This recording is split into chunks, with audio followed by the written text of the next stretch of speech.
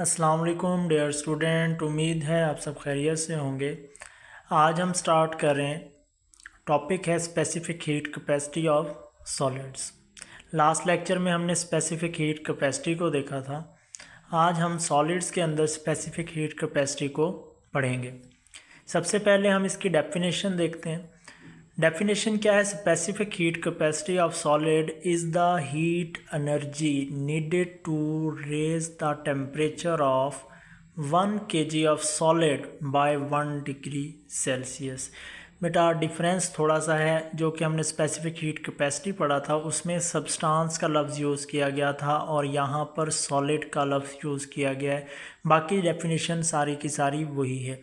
क्या है कि स्पेसिफिक हीट कैपेसिटी सॉलिड्स की वो हीट एनर्जी है जो हमें चाहिए 1 किलोग्राम सॉलिड का टेम्परेचर 1 डिग्री सेल्सियस करने के लिए या 1 केल्विन करने के लिए।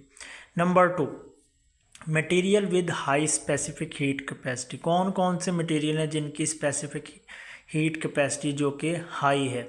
मैंने बताया था हाई स्पेसिफिक हीट कैपेसिटी का मतलब है कि वो देर से गर्म होंगे और देर से ही ठंडे होंगे। Material with high specific heat capacity such as wood and rubber. ये वुड और जो रबर हैं इनकी हीट कैपेसिटी ज़्यादा होती है।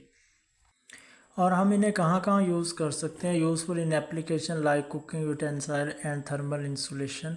इन चीज़ों में हम इन्हें यूज़ कर सकते हैं, ख़ास तौर पर कुकिंग के अंदर रबर और वुड हम यूज़ करते हैं।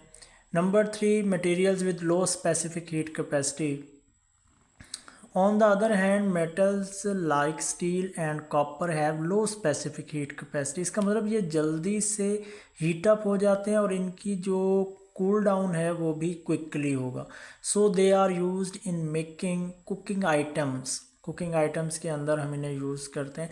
लार्ज हीट कैपेसिटी वाले को भी यूज़ कर रहे होते हैं। वो कहाँ पर?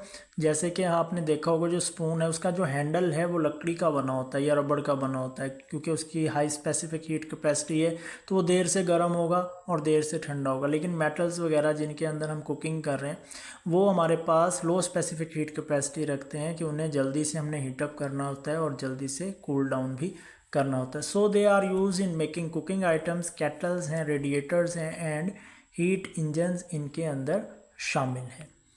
जो कुछ हमने अब देखा है 3 पॉइंट्स के अंदर उसको हम एक समरी में लिखें तो एक हाई स्पेसिफिक हीट कैपेसिटी जो मटेरियल्स हैं need more heat to change temperature.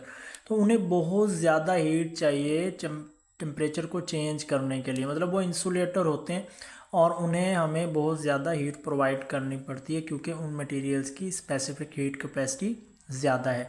While low specific heat capacity material change temperature quickly. लेकिन जो लो स्पेसिफिक हीट कैपेसिटी मटेरियल्स हैं उनके अंदर टेम्परेचर चेंज हम क्विकली लेकर आ सकते हैं, जिन्हें हम एज अ कंडक्टर यूज़ कर रहे होते हैं बहुत सी एप्लीकेशंस के अंदर। जी बच्चों, डू यू नो, एक क्वेश्चन है यहाँ पर, why does metal feel colder than would.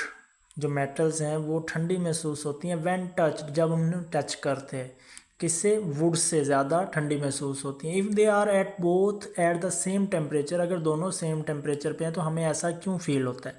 तो याद रखिएगा जो मेटल हैं वो गुड कंडक्टर है। Metal is the conductor, would is an insulator. Metal conductor है और वुड क्या है? इंसुलेटर है। तो मेटल कंडक्ट करेगा हीट को हमारे हाथ से, हैंड्स, आवर हैंड्स, ठीक है।